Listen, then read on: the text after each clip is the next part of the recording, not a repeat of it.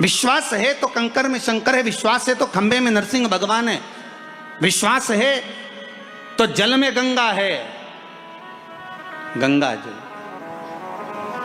और विश्वास नहीं तो कोई नहीं। मानो तो मैं गंगा माहूं, ना मानो तो बहता पानी। अब ये तो आपके ऊपर है, आप चाहें तो बहुत दूर जाकर भगवान को ढूंढना चाहोगे, और नहीं तो आपके ही पास में, आपके ही घर में, आपके ही करीब में, आपके ही हृदय में शिव तत्व बैठा है, शंकर विराजमान।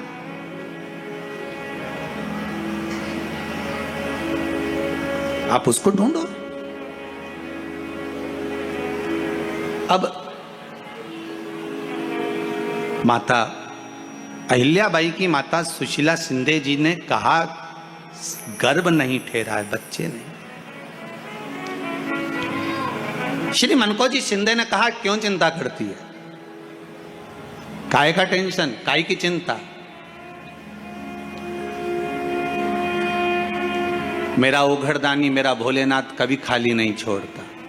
सब शिव महापुराण की कथा कहती है, आप अगर विश्वास रखे हो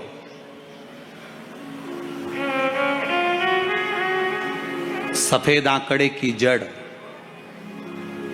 जिस नारी का संतान नहीं हो, गर्भ नहीं ठहरा हो, सफेद आंकड़े की जड़, जिस देव अधिदेव महादेव की कथा जिस तुम्बरुका जी ने श्रवण कराई है, शंकर भगवान जिनके सामने बैठकर शिव पुराण की कथा सुन रहे हैं, उन तुम्बरुका जी का नाम लेकर शिवलिंग पे से 21 बार घुमाकर मंदिर में ही कमर पर 7वें दिन रजस्वला धर्म के जो बांध लेता है, और एक पीपल का पत्ता अवधूतेश्वर महादेव का नाम लेकर शंकर पर चढ़ाकर उसको गाय के दूध में उकाल कर रात्रि को दोनों पति पत्नी अगर पीकर सोते हैं, 3 महीने में भगवान भोलेनाथ उसकी गोद भर देते हैं। ये शिव तत्व।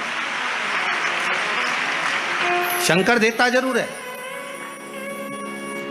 माता अंजना के यहां स्वयं शिव महापुराण की कथा कहती है, स्वयं शास्त्र वर्णन करता है, माता अंजना माता के गर्भ से संतान नहीं हुई। 42 वर्ष की माता अंजना हो गई थी, और 42 वर्ष की होने के बाद भी माता अंजना के गर्भ से संतान नहीं थी। जब संतान नहीं हुई तब बार बार निवेदन करा महाराज केसरी से, तब नहीं संतान हुई तब अपने पिता से जाकर निवेदन करा, पिताजी। गौतम बाबा से निवेदन करती है माता अंजना कि मेरे गर्भ से संतान नहीं, मुझे औलाद नहीं, क्या करूं? तब गौतम बाबा ने कहा एक पार्थिव शिवलिंग का निर्माण करो, मिट्टी का शिवलिंग बनाओ, उसकी पूजन करो। और माता अंजना उस मिट्टी के शिवलिंग के पूजन में ऐसी लीन हो गई, ऐसी लीन हो गई कि मिट्टी का शिवलिंग का निर्माण करती, पूजन करती। एक बार देवाधिदेव महादेव ने कह दिया, जाओ पार्वती जरा जाकर पूछो कि अंजना को चाहिए क्या,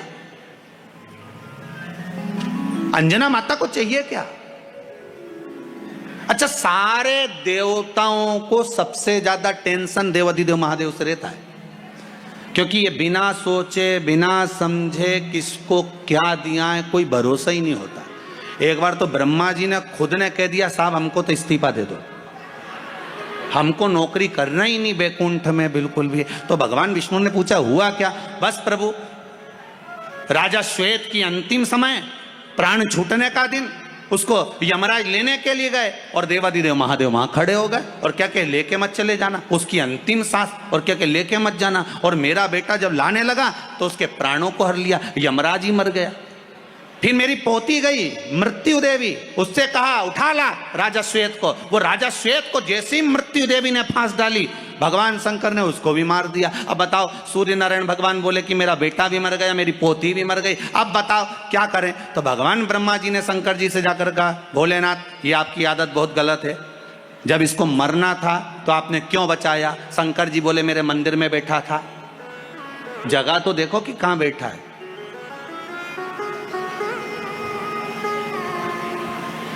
ब्रह्मा जी ने भगवान विष्णु से कहा हमको ये काम नहीं करना, आप तो हमारा इस्तीफा स्वीकार करो।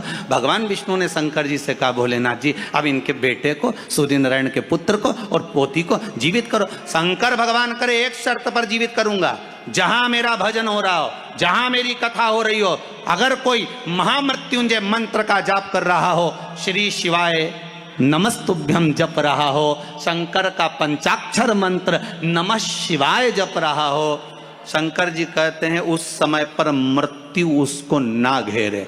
तो इतने में सूर्य नारायण भगवान कहते हैं शपथ लेता हूं, संकल्प लेता हूं, जहां आपका नाम होगा, अगर पृथ्वी पर कोई मरने का भी समय आ गया तो पहले आपसे पूछा जाएगा उठा ले,